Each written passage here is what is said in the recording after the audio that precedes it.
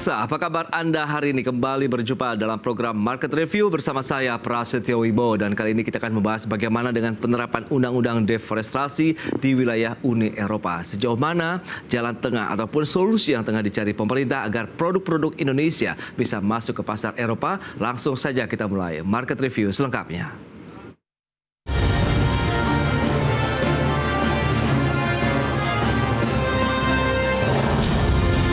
Ya, pemirsa, Undang-Undang Anti-Deforestasi Uni Eropa telah berlaku sejak 16 Mei 2023 lalu. Pemerintah menilai undang-undang tersebut diskriminatif dan berpotensi menekan kinerja ekspor Indonesia. Uni Eropa resmi memberlakukan Undang-Undang Anti-Deforestasi pada 16 Mei 2023 lalu. Dengan berlakunya undang-undang ini, setidaknya ada 7 komoditas yang dibatasi perdagangannya ke Uni Eropa, yakni sawit, kopi, daging, kayu, kakao, kedelai, dan karet. Menteri Perdagangan Zulkifli Hasan mengatakan Undang-Undang Anti-Deforestasi Uni Eropa sangat diskriminatif. Hal itu karena produk-produk ekspor Indonesia akan terdampak dari pemberlakuan undang-undang ini. Menurut Zulkifli, sejumlah komoditas ekspor Indonesia akan terkait dengan deforestasi dalam Undang-Undang Anti-Deforestasi Uni Eropa. Sejumlah komoditas tersebut antara lain kopi, lada, coklat, sawit, karet, serta cengkeh. Nah, yang kedua yang sangat mengganggu kita, yang kita bahas tadi adalah mengenai EU deforestasi. Itu undang-undang sangat diskriminatif, ditujukan hanya untuk kita, ya, produk-produk kita, kopi, lada, coklat, sawit, apalagi karet, cengkeh, ya, nanti dikaitkan dengan deforestasi. Itu sangat diskriminatif. Oleh karena itu kita akan melakukan perlawanan, nanti berunding, kemudian perlawanan, tentu mengajak negara-negara yang punya kesamaan seperti Malaysia. Zulkifli mengatakan akibat pemberlakuan Undang-Undang Anti-Deforestasi Uni Eropa, potensi nilai ekspor komoditas Indonesia ke Eropa senilai 6,7 miliar dolar Amerika berpotensi terhambat. Dari Jakarta, Tim Liputan, IDX Channel. Ya, pemirsa, untuk membahas tema menarik kita hari ini, jalan tengah hadapi Undang-Undang Deforestasi Uni Eropa, kita sudah tersambung melalui Zoom bersama dengan Profesor Aryawan Gunadi. Beliau adalah pakar hukum dan bisnis perdagangan internasional. Selamat pagi, Prof. Ari. Selamat pagi Pak Prasetyo dan pemirsa IDX Channel. Baik. Salam sukses selalu Pak. Salam sukses Prasetyo. Dan juga salam sehat ini Prof. Ari. Menarik kalau kita cermati lagi-lagi bicara mengenai Undang-Undang Deforestasi di wilayah Uni Eropa begitu yang sudah diterapkan. Sejauh mana sih kalau Anda melihat dasar dari penerapan Uni Eropa terkait dengan Undang-Undang Deforestasi ini? Mengingat ini kan tidak hanya Indonesia, tapi beberapa negara juga terdampak dengan diterapkannya Undang-Undang ini nih Prof. Ya, terima kasih Pak Prasetyo dan pemirsa IDX Channel. Kalau kita lihat kan konsepsi dari Undang-Undang Anti-Deforestasi di Uni Eropa ini kan adalah satu law ya, atau undang-undang sebagai larangan import barang hasil pengundulan hutan. Jadi kalau dilihat aturan ini memastikan konsumsi dan perdagangan tidak berkontribusi kepada deforestasi dunia. Karena kita lihat mungkin dari sisi Uni Eropa melihat pentingnya climate change, pentingnya perlindungan akan hutan dan environment di lingkungan. Untuk itu mereka memastikan semua barang import yang masuk ke Uni Eropa bebas dari itu. Makanya akan dilakukan uji emisi dan sebagainya. Dan undang-undang ini menjadi langkah progresif sebetulnya sebagai keterbukaan informasi bahwa produk yang masuk ke Uni Eropa tidak menyebabkan adanya degradasi hutan. Sebenarnya dari sisi konsepsi Uni Eropa itu bagus. Ada filosofi bahwa penyelamatan akan hutan akan baik, akan atau tidak? Karena pasti kan akan banyak yang terkena dampak dari undang-undang dari deforestation law ini. Begitu Pak.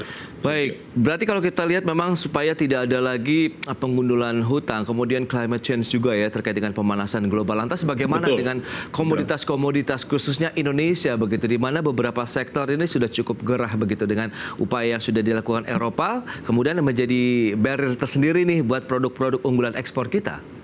Iya, menarik pertanyaannya Pak Prasetyo. Jadi memang dengan adanya EU Deforestation Law, komoditas di Indonesia pasti akan terkena dampak. Yang pasti terkena adalah kelapa sawit. Oke. Lalu juga ada perkebunan, pertanian, minyak kedelai, daging, kopi karet yang memang menjadi produk unggulan Indonesia yang biasa kita masuk ke Uni Eropa. Karena dengan adanya EU Law itu akan menyebabkan Indonesia harus melalui serangkaian proses sehingga due diligence dan yang lain-lainnya bisa kita tempuh sehingga bisa masuk produk kita ke Uni Eropa. Nah, makanya saya sampaikan di banyak media massa, baik di TV dan di media massa nasional, potensi Indonesia bisa kehilangan hampir sekitar 7 juta US dollar dalam kaitannya dengan pangsa pasar ke Uni Eropa. Jadi komoditas kita nih bisa terganggu, Pak Prasetyo.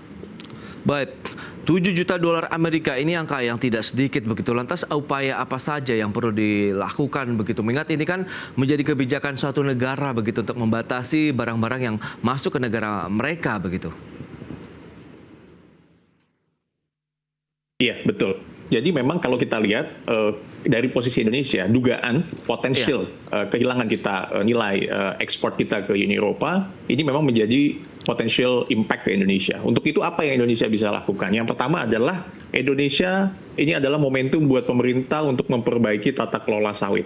Jadi kelapa sawit yang memang sudah menjadi potensial ekspor kita ke Uni Eropa ataupun ke negara-negara lain di Amerika, Timur Tengah, dan Afrika dan sebagainya harus sudah melalui proses due diligence yang kuat. Dan sudah melalui proses forestasi hutan yang memang dia clean and clear dan produk kita bisa masuk ke sana.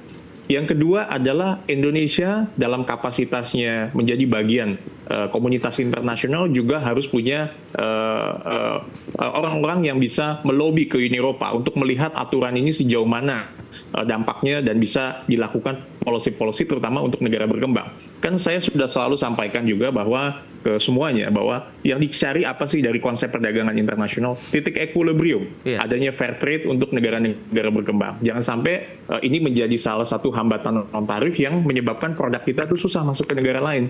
Atau bisa juga jangan sampai ada saling membalas. Misalnya di kita kan ada larangan ekspor untuk biji nikel misalnya. Nah, jangan sampai nanti setiap negara atau setiap union itu memberikan saling hambatan-hambatan. Nah, ini yang makanya momentum pemerintah untuk memperbaiki regulasi, badinya dari sisi tata kelola, dari perspektif komoditas yang ada seperti kelapa sawit, coklat, dan yang lain-lainnya. Begitu, Pak. Baik, tapi pengamatan dari Prof. Ali sendiri bagaimana dengan strategi yang sudah diterapkan oleh pemerintah, baik dari sisi regulasi, kemudian tata kelola tadi untuk komoditas-komoditas yang sekarang ada barrier begitu untuk masuk Uni Eropa, khususnya sawit lah yang juga tengah menghangat belakangan ini. Iya, yang pertama adalah pemerintah harus bisa lebih selektif kalau saya lihat memberikan perizinan lahan sawit dan menjaga hutan yang tersisa. Saya lihat pemerintah Pak Jokowi kan juga punya background ya di bidang kehutanan, perkebunan dan yang lain-lainnya. Pasti memahami bahwa hal-hal yang sepertinya harus dijaga. Sehingga produk kelapa sawit kita dipastikan sudah melalui satu proses seleksi yang kuat, sehingga begitu kita masuk potensial market kita ke Uni Eropa bisa akan selamat. Kita lihat beberapa hari lalu Pak Jokowi menggelar rapat terbatas di kabinet untuk membatasi produk import yang ada di kita. Betul. Permendak tahun 2023 kan juga baru dikeluarkan, baru beberapa hari yang lalu untuk menahan laju import. Saya rasa ini keseluruhan ini adalah upaya yang dilakukan oleh pemerintah.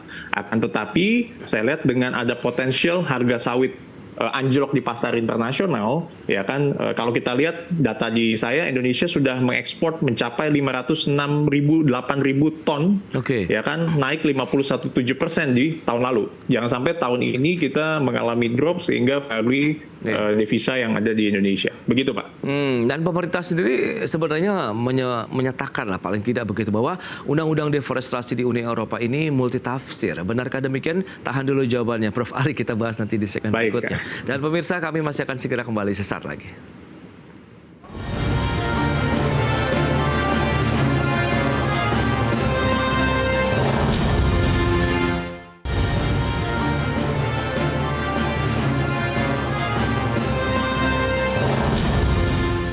Ya, terima kasih Anda masih bergabung bersama kami dalam Market Review. Pemirsa, berikut ini kami sampaikan sejumlah data beberapa komoditas ekspor Indonesia begitu yang terdampak dengan penerapan Undang-Undang Deforestasi oleh Uni Eropa. Ya, data selengkapnya bisa Anda saksikan di layar televisi Anda. Yang pertama ada sapi, kemudian kakao, sawit, kacang kedelai, kayu, hasil karet, kemudian juga kopi dan produk turunannya. Ini dia beberapa komoditas ekspor Indonesia yang biasanya masuk ke wilayah Uni Eropa.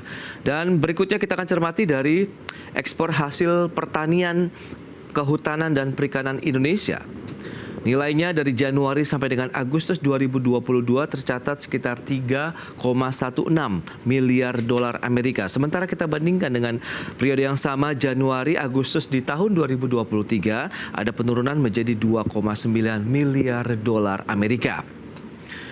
Lantas bagaimana dengan pangsa pasar ekspor Indonesia ke wilayah Uni Eropa? Januari Agustus 2022 persentasenya sekitar 7,87%, kemudian Januari Agustus 2023 ini turun menjadi 7,01%. Baik dari sisi nilai kemudian persentase nampaknya juga produksi ekspor Indonesia justru memang cenderung turun.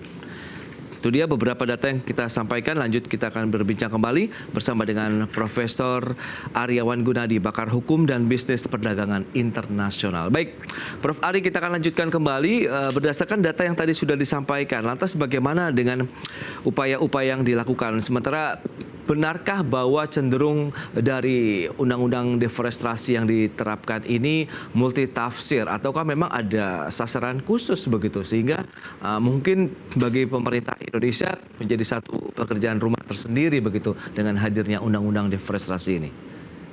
Iya, terima kasih Pak Prasetyo dan IDX Channel. Jadi kata-kata menyampaikan bahwa ini adalah undang-undang ini multitafsir atau tidak, makanya kadang-kadang saya suka joke, ini multitafsir atau kita yang salah menafsirkan. Itu karena beda-beda tipis juga. Karena pasti EU law, European Union, pasti membuat undang-undang mengenai deforestasi, pasti basicnya kan dengan data.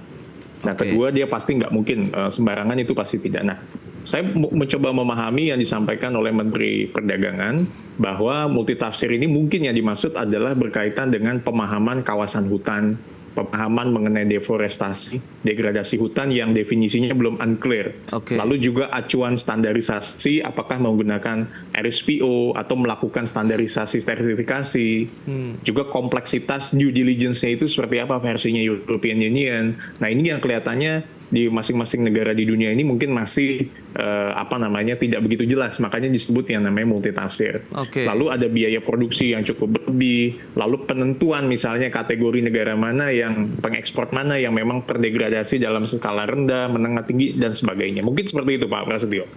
Tapi sertifikasi produk-produk ekspor Indonesia begitu kaitannya dengan deforestasi sendiri apakah memang tidak sama atau tidak bisa diterima begitu untuk wilayah Eropa sana begitu, dalam artian ada perbedaan sertifikasi yang seharusnya masuk ke sana misalnya?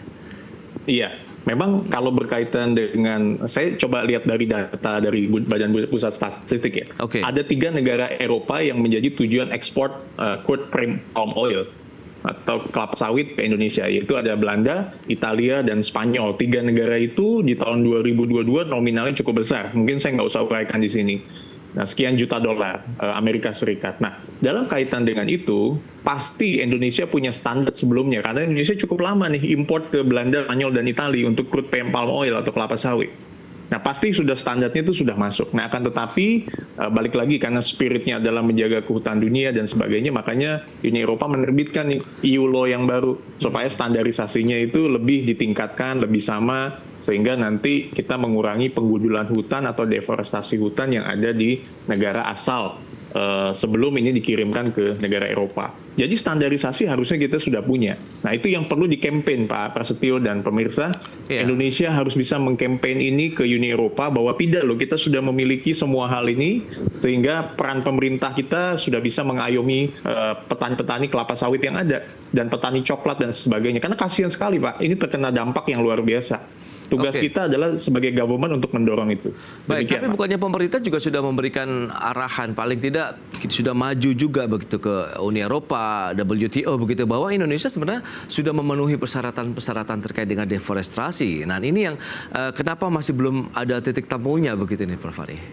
Iya, makanya ini yang dibutuhkan Indonesia yang Pak bilang, Pak Prasetyo bilang sudah melakukan upaya untuk menjelaskan dan sebagainya. Ya. Itu yang saya sempat di bulan-bulan lalu sampaikan di TV-TV. Oke. Indonesia manfaatkan momentum sebagai ASEAN. Ini Uni Eropa yang bicara nih Union, Pak. Ya. Indonesia nggak bisa bicara standingnya sendiri. Dia harus gandeng Malaysia, dia harus gandeng Singapura, dia harus gandeng Thailand in capacity as the ASEAN member. Oke. Untuk bicara banyak dengan Uni Eropa. Saya yakin kalau ASEAN yang bicara dalam kapasitasnya Indonesia juga ada di sana, saya yakin akan banyak didengar karena produk kita sudah sesuai dengan standarisasi. Kalau Baik. nggak mungkin ke banyak negara kita sudah bisa CPO kirim kemana-mana. Oke. Begitu Pak Prasetyo. Tapi respon dari negara-negara ASEAN, karena pemerintah Indonesia pada saat keketuaan ASEAN juga sempat kan memberikan tema-tema terkait dengan bagaimana deforestasi dan lain-lain begitu. Dan responnya sepertinya so-so aja begitu. Nah ini apa perlu ada satu Iya. langkah kuat lagi dari Indonesia? Kan Anda katakan kita tidak bisa maju sendirian begitu, Prof. Ari. Iya, betul. Makanya itu yang saya tadi sampaikan bahwa Indonesia dalam kapasitasnya sebagai sebagai ketua ASEAN yang Ya. sebelumnya harus mendorong negara-negara ASEAN untuk melakukan hal yang sama. Dan itu tidak bisa hanya di level pemerintah pusat. Ya kan, kementerian-kementerian yang ada seperti Kementerian Perdagangan, Kementerian Luar Negeri, dan BKPM dan semua Kementerian Investasi juga harus mendorong. Ya. Kayak sekarang kan Jokowi lagi KTT di Bali, Pak. Baik. Nah ini kan harus momen itu dimanfaatkan juga untuk di campaign ini menjadi sesuatu yang penting isu deforestasi karena ini menyangkut bukan hanya Indonesia tapi banyak negara di level Asia Tenggara. Demikian Pak. Oke, lantas apa yang harus dilakukan pemerintah? Kita yang menyesuaikan dengan penerapan dari Undang-Undang Deforestasi tadi atau tetap kita harus melakukan campaign, kemudian bagaimana lobbying yang perlu dilakukan secara G2G misalnya. Tahan lagi jawabannya Prof. Ari, kita akan jeda sebentar dan pemirsa baik. Menarik. pastikan Anda masih bersama kami.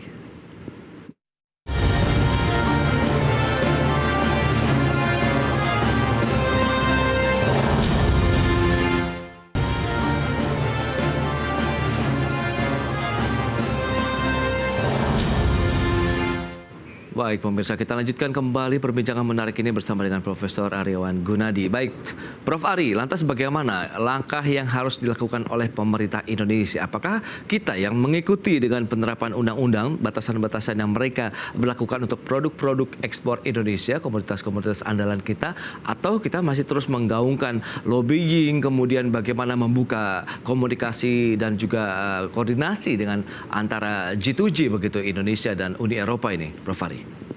Baik, kalau kita lihat di Undang-Undang Anti Deforestasi di Uni Eropa ini kan pembebanan tanggung jawab itu kan ada di perusahaan juga. Oke. Karena perusahaan itu kan terdaftar di negara anggota Uni Eropa untuk bisa memastikan komoditas yang diimpor atau diekspor itu diproduksi di lahan yang tidak mengalami deforestasi. Yes. Artinya pemerintah, bangsa Indonesia, dan pengusaha, perusahaan, pelaku swasta harus menjadi satu all in one untuk bisa menyampaikan kepada Uni Eropa bahwa kita tidak produksi yang ada dilakukan di perusahaan baik kelapa sawit, daging, kokoa dan sebagainya tidak di lahan yang mengalami deforestasi itu. Karena saya juga khawatir takutnya bayangan di beberapa pihak itu melihat Indonesia itu sebagai satu kawasan yang biasa. Padahal Indonesia adalah negara berkembang, bahkan bisa dikategorikan sebagai negara yang punya pangsar yang hebat di dunia. Nah, Oke. persepsi itu yang harus dibangun terkadang di negara-negara Eropa. Kedua adalah tentu memang pemerintah harus juga men-screening yang tadi saya bilang, bahwa perusahaan kelapa sawit dan sebagainya, pengusaha-pengusaha yang ada, memang ada di lahan yang tempat komoditas yang diproduksi yang tidak mengalami deforestasi.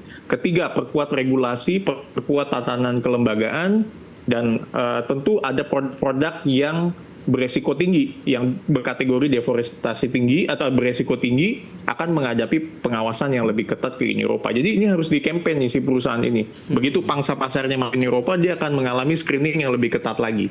Karena ini kan efektifnya kalau saya nggak salah di akhir 2024 law ini atau di awal 2025. Dan sekarang import kita kan pasti kan agak sedikit terganggu lah karena menjelang masa ke sana. Nah ini yang harus hati-hati dari kita, Pak. Dari momentum pemerintah untuk memperbaiki tata kelolanya. Menurut Anda, tapi dengan penerapan yang sudah Anda sampaikan tadi, solusi bahwa kita harus terus melakukan lobbying, screening, dan lain-lain, kemudian juga memperkuat regulasi dan kelembagaan kan juga membutuhkan waktu yang tidak sebentar. Apakah bisa dilakukan secara paralel? Kita melakukan diversifikasi negara tujuan ekspor terkait dengan produk-produk ekspor unggulan ke wilayah Uni Eropa. Mengingat tadi BPS sudah disebutkan datanya bahwa kinerja dari nilai ekspor kita ke Eropa Januari Agustus 2022 dan tahun ini kan lumayan turun tuh baik nilai maupun persentasenya nih, Prof. Ari. Betul. Betul. Jadi itu yang juga ide yang saya sampaikan, Pak, bahwa diversifikasi itu harus dilakukan. Jangan kita juga hanya mengandalkan negara-negara di Uni Eropa.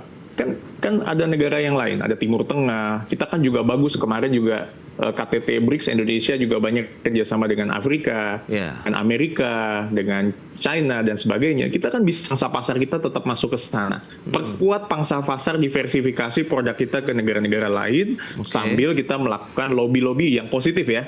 Kan pangsa internasional melalui Uni Eropa. Jadi diversifikasi itu harus merata dan bisa terbagi ke banyak kawasan. Begitu Pak Prasetyo. Baik, negara-negara alternatif yang tadi sudah disampaikan juga tengah dijajaki oleh pemerintah. Tapi sebenarnya apakah kansnya masih cukup besar? Sebenarnya seberapa strategis juga sih tujuan ekspor kita ke wilayah Uni Eropa dibandingkan dengan negara-negara alternatif lainnya begitu yang akan disasar oleh pemerintah Indonesia nih? Iya, memang kalau dilihat negara Uni Eropa, kalau ditanya strategis atau enggak, saya harus sampaikan ini bangsa yang strategis. Oke. Ya, kan karena dengan portofolio negara yang Indonesia yang sebagai negara agraris punya pangsa pasar yang kuat memang di Eropa, karena itu sejak lama. Ya kan, tapi yang sering saya sampaikan, kalau ini merupakan hambatan non tarif, karena kan di konsep yang namanya perdagangan internasional jangan sampai ada hambatan tarif, hambatan non tarif sehingga free flow barang dan jasa kan akan tercapai. Nah, itu juga kita jangan mengandalkan di situ saja. Walaupun pangsa pasar itu strategis, kita harus buka pasar ke negara-negara lain. Vietnam misalnya, Vietnam kan juga punya pangsa pasar yang dilirik. Afrika Selatan, Kenya, lalu juga negara-negara di Afrika Timur, Australia, ya kan, dan juga negara-negara yang lain. Saya rasa itu juga 4 negara itu juga bisa menjadi mitra yang bagus untuk kelapa sawit di Indonesia. Jadi saya rasa kita nggak boleh stuck dengan apa yang ada, tidak boleh menyerah. Ya, artinya kita harus bisa kuat sebagai negara yang maju. Demikian. Baik. Lantas bagaimana dengan potensi devisa? Kemudian bagaimana Anda melihat proyeksinya sendiri untuk kinerja ekspor Indonesia dengan salah satu ban atau paling tidak begitu salah satu barrier yang diterapkan di wilayah Uni Eropa ini, Prof. Ari? Ya, memang kalau DHE atau devisa hasil ekspor itu dari negara-negara tujuan ya, alternatif itu memang secara tidak dapat secara langsung mensubstitusi dari hasil ekspor negara-negara Uni Eropa. Karena ini kan adalah pendapatan yang didapat dari ekspor barang. Ya, karena kenapa nggak bisa? Karena perjanjian perdagangan, karena karakteristiknya kan perjanjian barang adalah kita harus melihat permintaan pasar. Dan kita juga ada peraturan Bank Indonesia, kalau nggak salah nomor 7 tahun 2023, tentang hasil ekspor dan devisa pembayaran impor. Nah, devisa ini bisa menjadi sumber dana sebetulnya yang berkesinambungan bagi pembangunan ekonomi nasional. Sehingga kalau menurut saya perlu adanya pemantauan mengenai devisa hasil ekspor untuk negara-negara tujuan.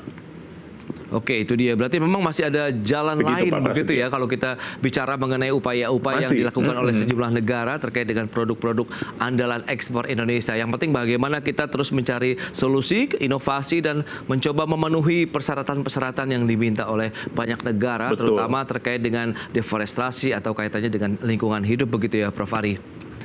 Baik, Prof. Ari, terima kasih banyak atas waktu dan sharing yang sudah Anda sampaikan kepada pemirsa pada hari ini. Selamat melanjutkan aktivitas Anda. Terima kasih. Ya, sampai berjumpa kembali. Terima kasih semuanya.